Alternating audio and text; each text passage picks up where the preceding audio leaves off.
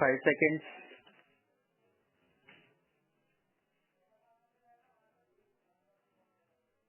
The Government of India Act 1935 introduced provincial autonomy and proposed a federal structure in India.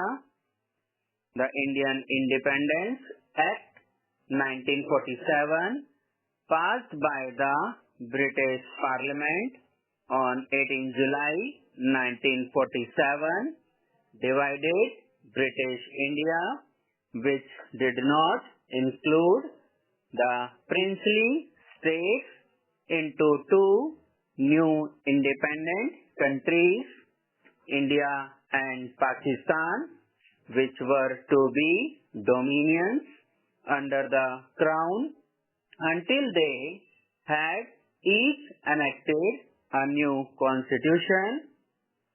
The Constituent Assembly was divided into two for the separate nations, with each new assembly having sovereign powers transferred to it for the respective dominion.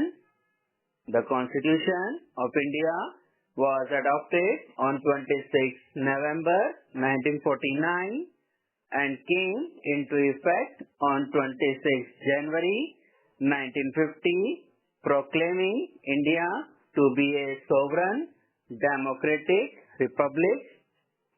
This contained the founding principles of the law of the land, which would govern India in its new form, which now included all the princely states which had not accepted to Pakistan.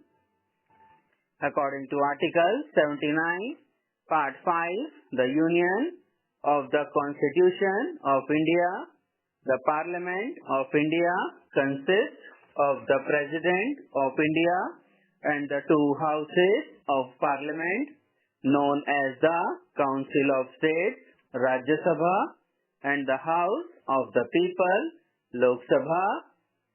The Lok Sabha, lower house of the people, was duly constituted for the first time on 17 April 1952 after the first general elections held from 25 October 1951 to 21 February 1952.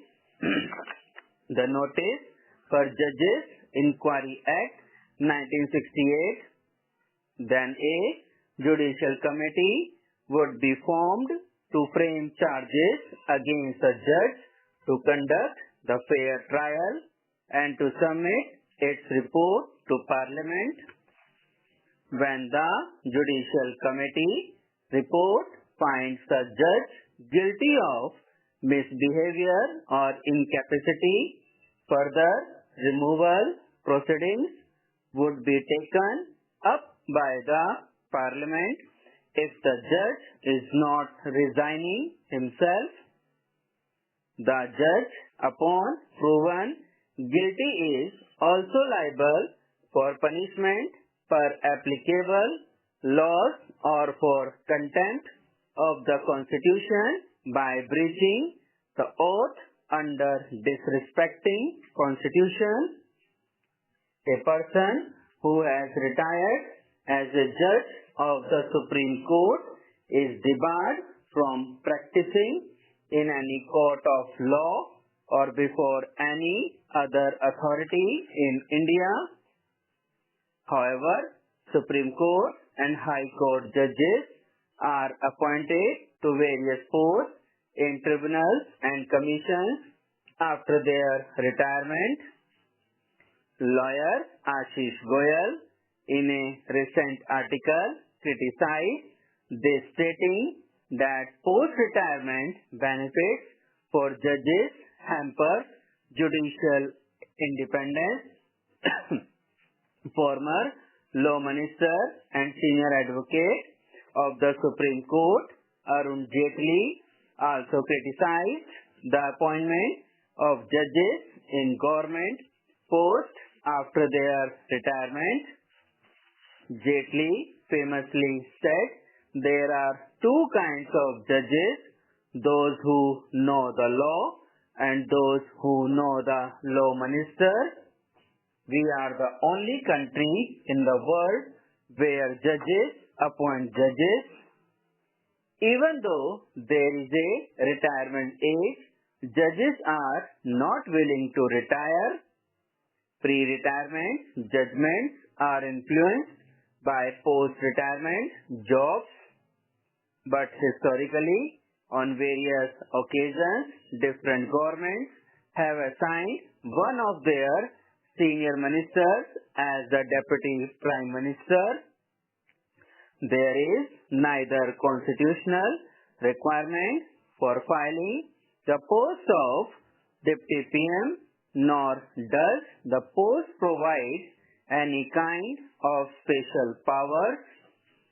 Typically, senior cabinet ministers like the finance minister or the home minister are appointed as Deputy Prime Minister.